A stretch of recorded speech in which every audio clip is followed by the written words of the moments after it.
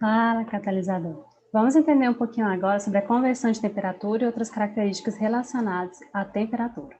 Só para relembrar, o que é a temperatura? A temperatura nada mais é do que o grau de agitação das moléculas, a medida do grau de agitação das moléculas. Então, a grandeza física, que é diferente do calor. A gente já viu que o calor é uma energia em trânsito, que é transferida de um corpo para outro, de um objeto para outro, dado uma diferença de temperatura entre eles.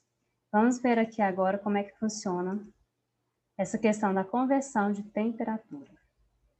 Nós temos a escala Celsius, que é a utilizada aqui no nosso país, Brasil, e na escala Celsius a água é o elemento mais importante para a vida, né, da Terra, e a gente já sabe disso, né? E a escala Celsius possui o ponto zero na temperatura que a água congela e 100 na temperatura que a água ferve. As medidas, então, são feitas em graus Celsius, que é o grauzinho e o C. Agora a escala Fahrenheit. Veio lá do Daniel Gabriel Fahrenheit, que escolheu como ponto zero a temperatura de congelamento de uma mistura de água e sal e o ponto máximo a temperatura de um homem sadio. Desta forma, o congelamento da água pura ocorre em 32 graus Fahrenheit, que é dado na letra F ali, e a ebulição em 202 graus Fahrenheit. Você vai ver aqui que uma das escalas mais utilizadas em química e física é a escala Kelvin, tá? E nós podemos transformar Kelvin em graus Celsius em Kelvin. E da mesma forma também Fahrenheit, tá? Mas a gente vai utilizar mais em química aqui essa transformação de Celsius para Kelvin e Kelvin para Celsius. Conhecida como a escala absoluta, por não possuir valores negativos, a escala Kelvin foi construída pelo irlandês William Thomson, conhecido como Lord Kelvin.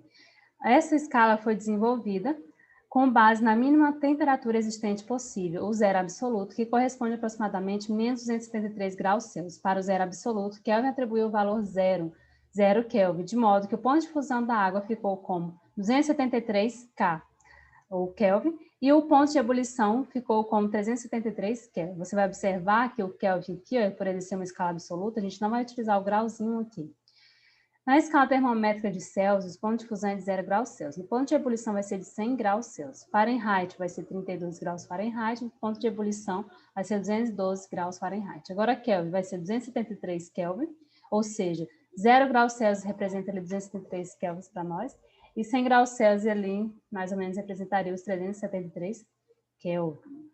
Fatores de conversão de temperatura. De graus Celsius para Kelvin, você vai utilizar o seguinte: você vai pegar a quantidade de graus Celsius que a tua questão deu e vai somar com 273,15. Só que uma observação: se a questão te deu já que é para utilizar 273, não tem problema, utilize 273, tá? Mas para deixar mais certinho, seria 273,15, tá? Mas você utiliza o que a questão pedir. Se a questão não falar nada, então ela já está sugerindo implicitamente que é 273,15, ok? Então, é interessante você ter isso anexado aí no seu caderno, copiado no seu caderno, para que você possa utilizar nas próximas questões que nós vamos fazer. Kelvin para graus Celsius. Aí você vai diminuir. Pega a quantidade de Kelvin que a tua questão te deu e diminui de 273,15. Muito cuidado quando você for resolver questões sobre isso aqui, ó, porque, por exemplo, o que acontece muitas vezes? Acontece muitas vezes o seguinte, deixa eu ver se consigo aqui escrever. Por exemplo, é para somar, né? Eu quero transformar, por exemplo, 50 graus Celsius, né? Eu quero transformar para Kelvin. Tá, o que eu tenho que fazer? Eu tenho que somar. Então, eu tenho que somar, gente, 273,15 mais 50, ok? Você já pode fazer já direto na continha, assim. 273,15 mais 50. Só que esse 50, gente, cuidado, esse 50 eu não vou colocar aqui debaixo do 15, eu tenho que colocar ele aqui, ó. Porque 50 é a mesma coisa que 50,00, tá? Pensa em dinheiro quando você pensar aqui nessas continhas. Então, você vai somar, que vai dar 15. E ali vai dar 3. Opa! E ali vai dar 7 com 5. 12. 2 sobe 1.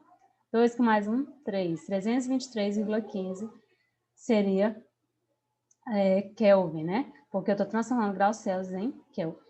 Então, muito cuidado com relação à vírgula, da mesma forma quando for aqui para diminuir.